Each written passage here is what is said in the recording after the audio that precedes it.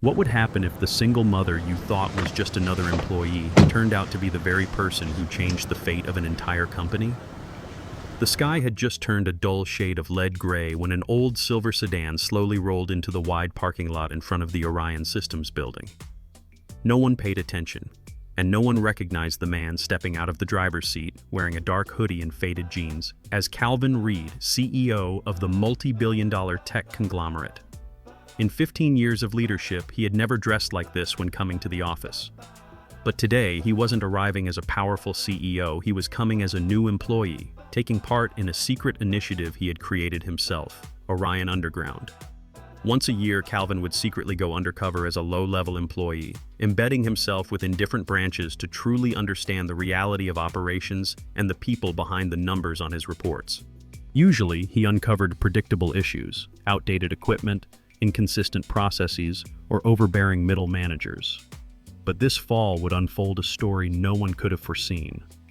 The sky had yet to fully brighten, and the parking lot was still veiled in a light morning mist. Calvin had arrived earlier than usual to avoid suspicion. As he stepped out of his car and locked the door, he heard a faint, trembling, and continuous sound from the far end of the lot, a soft, stifled sob. Instinctively, he turned his head. Behind a large dumpster at the edge of the parking area sat a quiet, weathered silver Ford Focus, its windows fogged over from breath and dew. Calvin was about to move on, thinking it might just be a janitor starting an early shift. But the sound was not from an adult. It was the distinct cry of an infant, and that sound alone was enough to stop him, stirring a strange sense of unease in his chest. He crept closer, careful not to get too near so as not to startle whoever was inside. The dim overhead light inside the car revealed a sight that made Calvin's breath catch. A young woman, likely in her late 20s, holding a baby no older than 5 months. She gently patted the baby's back, whispering softly, while her other hand searched for a small bottle tucked in a fabric bag hanging from the gear shift. The familiar face sparked recognition. She was Elise Navarro, one of the customer service representatives who had joined the company 8 months ago. Calvin had skimmed her personnel file in preparation for this undercover visit. He never imagined he'd meet her in such a moment. Elise changed the baby's diaper with quick, practiced movements, not in a cozy home, but in the back seat of a worn-out car. She warmed the milk using a small USB-powered heater, then laid the baby down on a makeshift bed of blankets in the rear seat. The baby fell asleep contentedly, leaving behind a silence so deep that Calvin forgot the early morning chill seeping through his thin jacket. Elise opened the door, pulled out a bag of diapers, a small briefcase, and a baby car seat. She carefully buckled her child in, then walked toward the employee entrance, the same entrance that led to the company's in-house daycare, one of the benefits Calvin had proudly introduced. He followed from a respectful distance. There was no sign of exhaustion, no hint of complaint in Elise's stride, as though everything that had just happened in that car was nothing more than routine. When she handed her baby over to the childcare staff, she leaned down, kissed the child's forehead, and smiled. A genuine smile, not forced, not performative, just tenderness and strength. Calvin stood still, unwilling to take another step, as if afraid to disturb a sacred moment. His mind flooded with questions. How could someone like Elise, someone with near-perfect customer ratings, never absent, never late, be living in her car? Why hadn't HR flagged this? And how could he, a man who prided himself on knowing every corner of his company, have missed it entirely? Calvin returned to his car, weighed down not by pity, but by something heavier, the dawning realization that he, through decisions made at the top, may have unknowingly overlooked those at the bottom. But one thing was clear. Elise's story could not end in the backseat of a weathered car. And from that moment, Calvin quietly began planning a challenge Elise didn't know she was about to face. A test of loyalty, integrity, and human worth. A test that would not only change her life, but compel the entire Orion system to take a long, hard look at itself. From that fateful morning on, Calvin Reed was no longer just a CEO undercover as a new employee, but a silent witness observing Elise Navarro as if watching a quiet film unfold in real life. Dressed in a faded shirt, he sat at the desk beside her, playing the role of a trainee named Leo, his gaze discreet, capturing every small detail without revealing his true identity. Elise had no idea. To her, Leo was simply a soft-spoken rookie, a bit clumsy as he tried to navigate the company's complex customer management software. But to Calvin, each passing moment revealed a precious glimpse into the true character of this remarkable woman. Every day, Elise was the first to arrive. While the building was still shrouded in darkness, with only the distant hum of a bus and the hiss of the coffee machine as signs of life, her figure would appear, carrying a diaper bag in one hand, a baby carrier in the other, her hair neatly tied back, her face already composed for the day. And she was always the last to leave, not because anyone demanded it, but because she insisted on finishing every pending task so her teammates wouldn't be burdened. She never complained, not even when the internal network lagged, when irate customers lashed out without reason, or when coworkers whispered frustrations beside her. In an office often heavy with stress, Elise was a quiet light, but one no one had truly seen. What struck Calvin most was how Elise spent her lunch breaks. While others headed to the nearby cafe, she would quietly sit in the break room, holding a cheap sandwich, her eyes fixed on programming manuals. When he casually asked, "Why not take a real break?" Elise simply smiled and replied, "I'm learning Python. If I ever get a chance to move to the tech team, I want to be ready with a strong foundation. No boasting, no theatrics, just a single mother pushing forward in a race with no audience, no applause." One late afternoon, as the office emptied out, Calvin gently asked, "Have you thought about staying here long term?" Elise set down her pen, her eyes lighting up like someone who hadn't been sincerely asked that in a long time. "Of course," she said. "I know my resume isn't impressive, no degree, no elite school, but Orion gave me a chance no one else did. I don't have the right to ask for more, but I do have the responsibility to give double the effort." That answer, delivered without embellishment, pierced Calvin deeply. He, the man who once spent hours crafting the company's mission statements with words like "empowering dreams through opportunity," suddenly realized he was now face to face with the living embodiment of that mission. That very afternoon, an incident further deepened his respect. A difficult customer called in, shouting at a young intern, until the girl burst into tears. Elise, already heading home, turned back, calmly offered to take over the call, and handled the situation with grace and firm composure. She explained the process with the experience of someone seasoned and steady. The call lasted 17 minutes and ended with a hesitant but sincere thank you from the caller. When the intern shyly approached to apologize, Elise didn't say much. She simply handed her a tissue and said, "Everyone crashes on their first day. What matters is showing up again tomorrow." Calvin stood there, watching like a student beside a master. All the core values he had once believed in were now made real in the form of a woman living out of her car, yet never once letting her circumstances define her dignity. In a life filled with hollow meetings and dry spreadsheets, he had never witnessed anything so honest. That night, instead of driving back to his luxury apartment downtown, Calvin took a different route, to the very corner of the parking lot where he had first seen Elise with her child. He parked a few meters away, turned off the engine, and sat in silence. Once again, the scene replayed. Elise changing the baby's clothes, switching on a mini fan to cool the car, fixing a sunshade with worn-out tape, then checking her phone for tomorrow's schedule. It all played out like a ritual, with no complaints, no bitterness. And in that moment, Calvin made a decision. If Elise was the model he had been searching for in every recruitment campaign, then it was time to verify it, not through pity, but through a true challenge. A quiet test, where Elise wouldn't know she was being watched. A test where she would face the most crucial choice of her life. And Calvin would finally know, when loyalty is measured against money, does it still remain whole? 3 days after Calvin Reed parked beside the faded Ford Focus on that bitterly cold night, his plan was officially set in motion. Every detail was orchestrated so meticulously that not a single element could raise suspicion. The person entrusted with the lead role was Verona Miles, his executive assistant for 8 years, someone who understood the heartbeat of the company's culture and whom he trusted completely. In the role of a senior recruiter from rival firm Novalink, Verona arrived during lunch hour, stepping out of a sleek black Tesla. Her sharp heels echoed purposefully. Her emerald green tailored suit accentuated a poised and confident demeanor. Over her shoulder hung a luxury leather bag, and on her wrist, a limited edition Swiss watch. Everything carefully chosen to evoke a sense of success, allure, and just-out-of-reach ambition. Elise had just stepped out of the company daycare, still holding an empty baby bottle that needed washing. when Verona approached with a smile that was both friendly and probing. "Excuse me, Elise Navarro, right?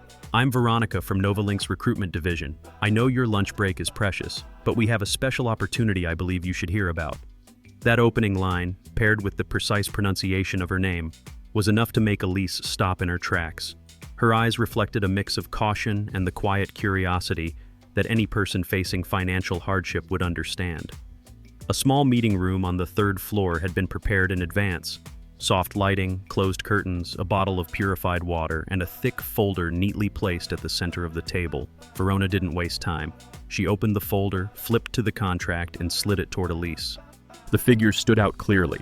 An annual salary of $75,000, double her current pay, 3 months prepaid housing assistance, full health coverage including vaccinations, checkups, and infant care. Elise froze. For a moment, her ears went silent. This was a chance to escape the car, the freezing nights, the routine of stealing Wi-Fi to attend online courses. "There is one condition," Verona said, lowering her voice. "We need you to start tomorrow. To avoid any conflict of interest, your resignation from Orion would need to happen today." Elise looked up. "No 2-week notice?" Verona smiled faintly, a glint of calculated coldness beneath the makeup.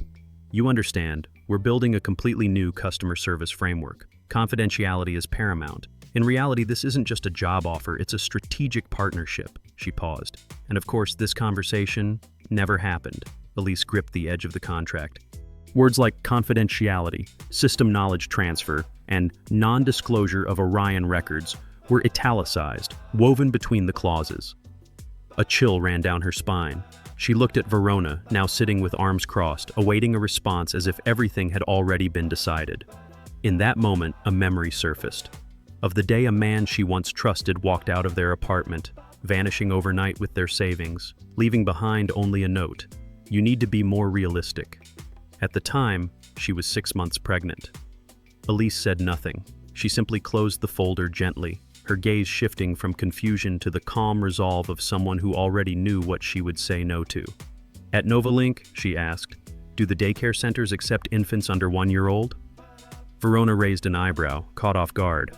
"We have external partners. Excellent quality." Elise nodded, not in agreement, but because she had her answer. She thought of the daycare staff at Orion, the woman who sometimes slipped her just-expired snacks, the manager who quietly rearranged her shifts when her baby ran a fever. Elise stood, placing the folder back in its original spot on the table, untouched. "Thank you for the offer," she said softly, "but I can't just walk away. This company may not know who I am, but they saw me when no one else would, and that means more than anything."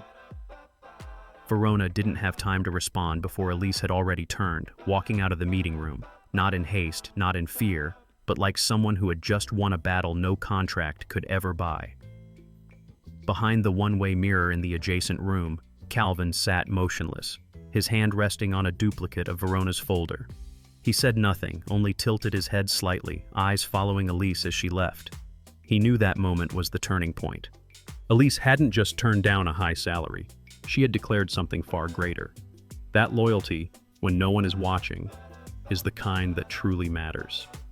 And for Calvin, the test wasn't over. Elise had passed the first threshold, but the real challenge, the one that would shape the course of her life, was still to come. The sky that night held no moon. Only a light drizzle fell, and sharp winds slipped through the cracked window seals of the old Ford Focus, parked behind a dumpster at the far end of the lot. Elise sat crouched on the back seat, pulling her knees in to make room for her sleeping daughter nestled in a makeshift cocoon crafted from a winter coat. The streetlight cast a faint glow into the car, just enough for her to read over the copy of the contract Verona had left behind before leaving the meeting room. The numbers on the page hadn't changed: $75,000 a year, 3 months of prepaid housing, full health coverage, and a signing bonus big enough to buy a new car or pay off the remaining balance of a local bank loan. One signature would change everything. But with one signature, she could also lose it all. Elise had said no, firmly. But saying no didn't mean she wasn't haunted by the offer. She sat in the car for hours, without sleep, without speaking, just watching her daughter and counting each breath. Every time the wind howled through the window cracks, she shivered at the thought of the approaching winter. She imagined the car failing to start in the middle of the night, the baby bottle going cold, and her child crying without comfort. She imagined the day she'd have to call in because Ava had a fever and daycare couldn't take her, and there would be nowhere else to go. She unlocked her phone and opened her banking app. The balance stared back at her, $47.81.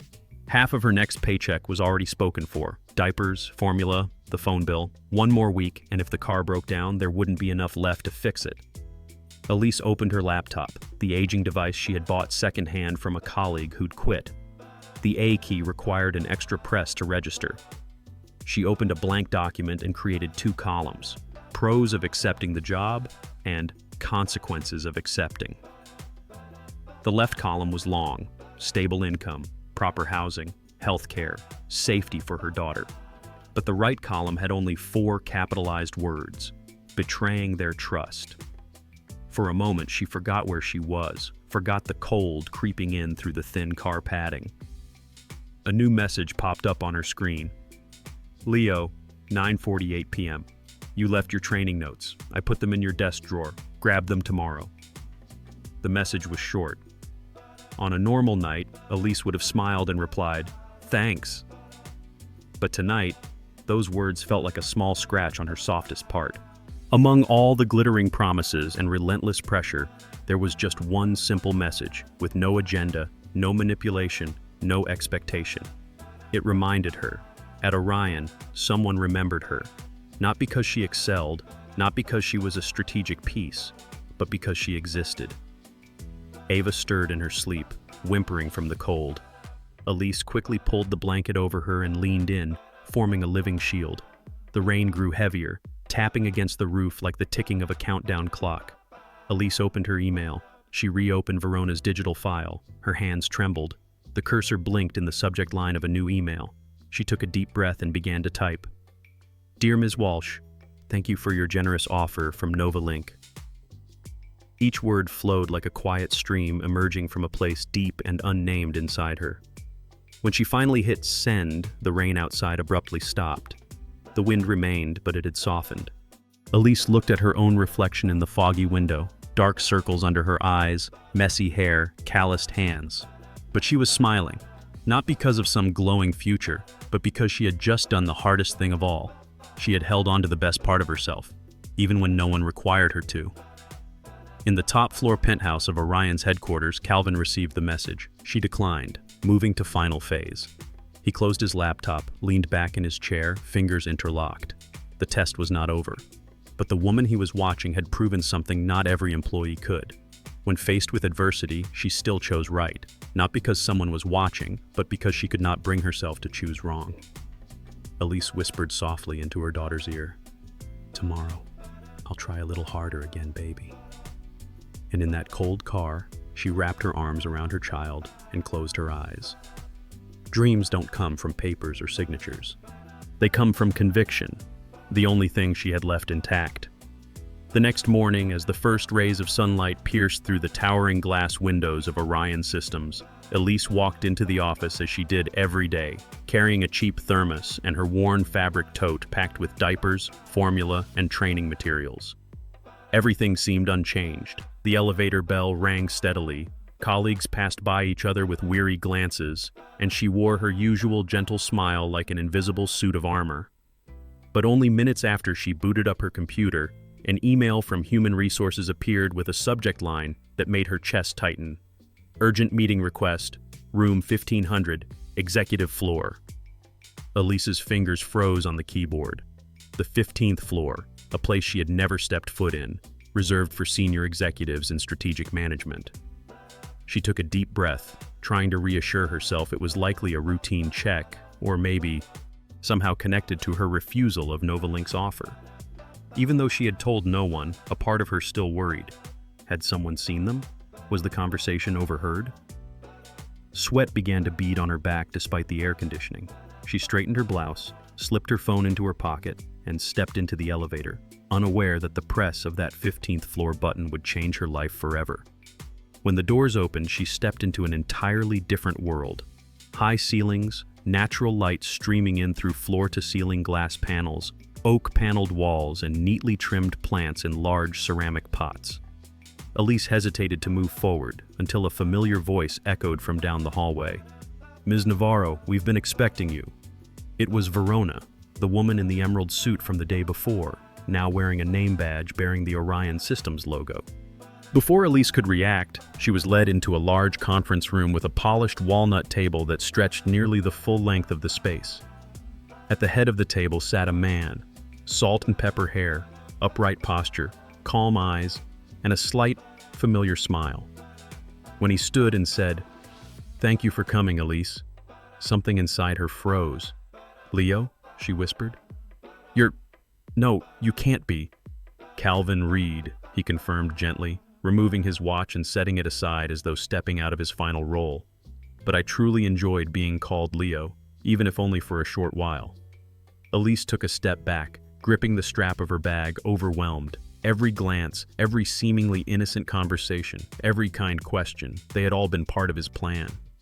She felt betrayed, confused, even a little angry, but Calvin didn't let those feelings linger for long. "I owe you an apology for the orchestration," Calvin said, his voice warm but completely sincere. "But I needed to be sure. I needed to know whether we, Orion, are truly living the values we print on our walls, write in our mission statements, and repeat in our boardrooms. And you, Elise, gave me that answer." He slid a different folder across the table to her, this time with a blue cover embossed with the Orion logo and her name handwritten in careful script. Elise Navarro, nomination, Director of Customer Experience Innovation. Elise opened the folder, and its contents nearly left her breathless. A new job offer, triple her current salary, a company apartment just across from the building, full benefits for both her and her daughter, and a handwritten note at the bottom. "Because you showed us what no KPI ever could, integrity." Elise was speechless. She had braced herself to be reprimanded, perhaps even fired, but not to be offered a life-changing opportunity. Her eyes welled up as she looked up and asked, "Why test me like that? Why not just help when you knew I was living in my car?" Calvin leaned back, fingers interlaced. "Because Orion doesn't just need talent. We need people who uphold dignity even when no one is watching. If I helped you out of pity, that would be charity. But if I help you because you proved something, that's recognition." Elise clutched the folder, realizing for the first time that what she thought had been a hardship, a disadvantage, was actually the very path that had defined her. Calvin stood and offered her a key. "12th floor apartment, overlooks Central Park. You can move in today. One more thing. Our executive meeting starts in an hour. I'd like you there to share your perspective on how we can improve our customer experience." Elise smiled, no longer timid, no longer afraid. She knew she still wore the same worn uniform. Her hair hadn't been touched up after the morning rush, but none of that mattered now. Because for the first time in a long time, she was walking through a door not to prove she belonged, but to declare her worth. The door to the executive apartment on the 12th floor swung open, and Elise Navarro stood frozen at the threshold, taking in the scene before her. A spacious, warm space where every detail felt as though it had been chosen just for her. Warm wooden floors, ivory curtains swaying gently in the soft afternoon light, and at the center of the living room, a cream-colored sofa with a small card placed neatly on the glass table. "Welcome home, Elise and baby Ava, Calvin." She stepped inside, hands still trembling as she held the keys to a home that was hers in every sense. No more car doors locked at night, no more damp air creeping through torn seats. No more lullabies drowned by the noise of city traffic. A staff member from the interior design team waited to guide her to a small room down the hallway. When the door opened, Elise was speechless. A nursery with mint green walls, a white wooden crib, a rocking chair beside a low bookshelf filled with picture books, plush animals, and educational toys. Above the changing table, a mobile hung gently, silver stars and tiny moons spinning slowly in the soft light. Elise instinctively placed her hand on her chest. How did Calvin know? How could he have known that during countless nights in the car, she and Ava would play Count the Stars through the foggy glass just to calm her baby when the wind and rain howled outside? But what moved Elise most wasn't the elegance, but the thoughtfulness in every tiny detail. In the master bedroom, the closet had been stocked with business attire in her exact size. Pencil skirts, soft blouses, neutral blazers, even a pair of gray low-heeled shoes she had once browsed online but never bought because they were too far out of reach.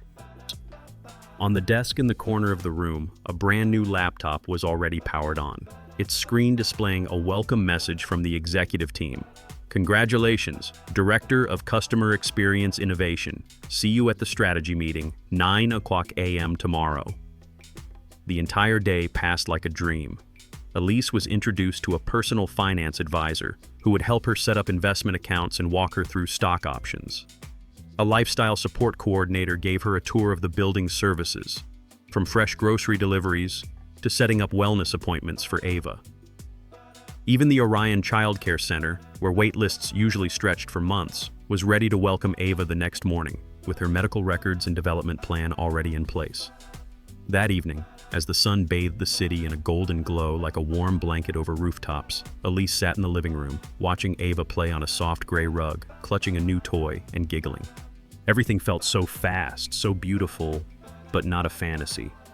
On the table before her lay a new folder just delivered by Verona, the Second Chance Program. Nomination, program founder and director. Verona sat across from her, pouring wine into 2 crystal glasses. Calvin didn't just want to help you, she said slowly. He wants you to use your story to build a path for others like you, people who are capable but overshadowed by their circumstances. Inside the folder was a fully funded proposal, a support network for employees including emergency housing, financial counseling, flexible childcare, and job training tailored to personal family needs. Elise flipped to the final page, where a line brought her to silent tears. Our mission is not just to retain talent, but to recognize potential, even when it hasn't found its voice. That night, after rocking Ava to sleep in her crib, complete with a mosquito net and lullabies tuned to the right frequency, Elise stood quietly by the window, gazing down at the parking lot that she once called home. The small spot behind the dumpster, once her refuge, now held no cars.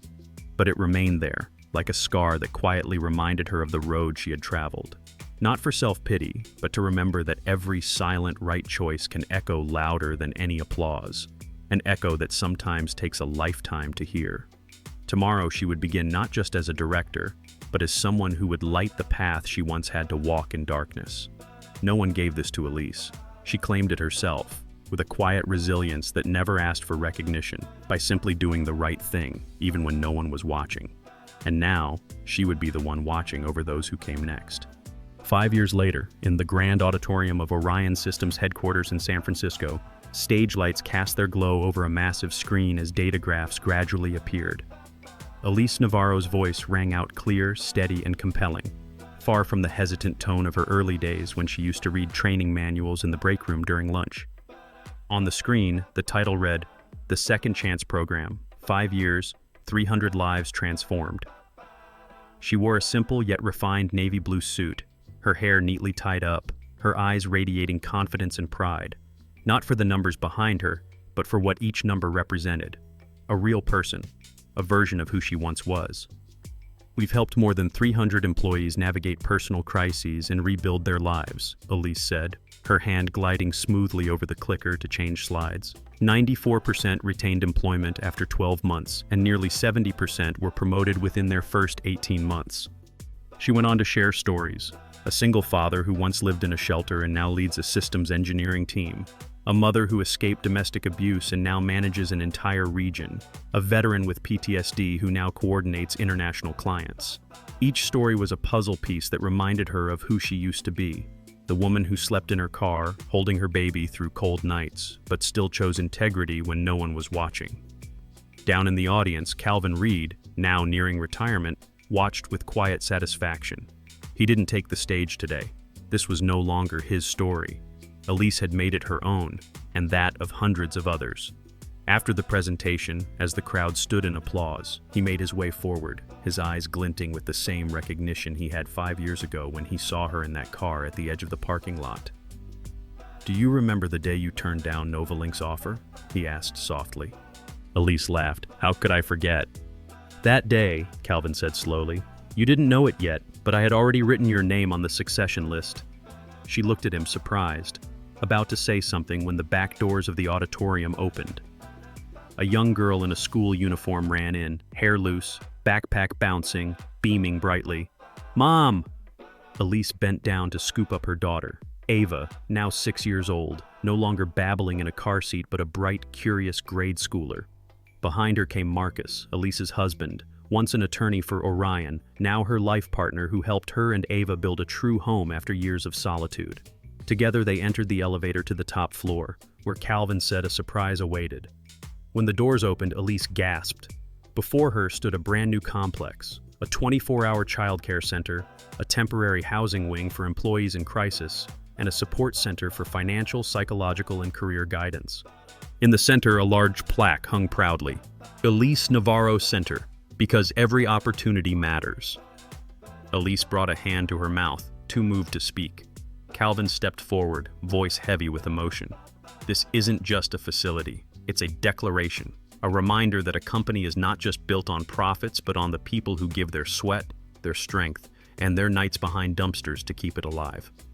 The centerpiece of the center was the Ripple of Hope program, where every employee once helped could now become a mentor to someone else. Elise had designed it as a regenerative network where everyone could be lifted up and, in turn, lift others.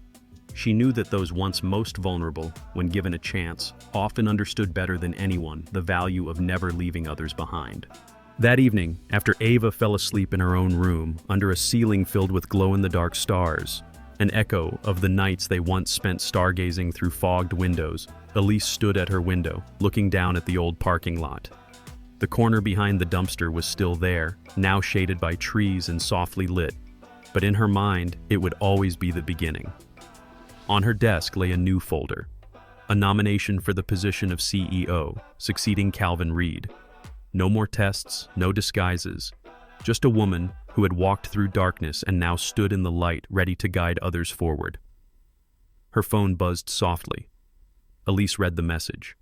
The center just welcomed a single mother and her 2 children. They need someone who can say, "I've been there."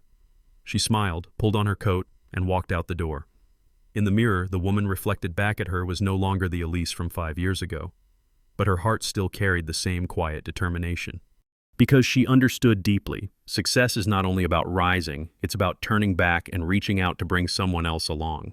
And if anyone were to ask whether it all began with just one night in a car, Elise would smile and answer, "No, it began the moment I refused to sell my integrity, even when no one was watching." In the world of business, lasting success does not come from payroll figures or luxurious boardrooms, but from the ability to truly see the person behind the job titles and employee ID numbers.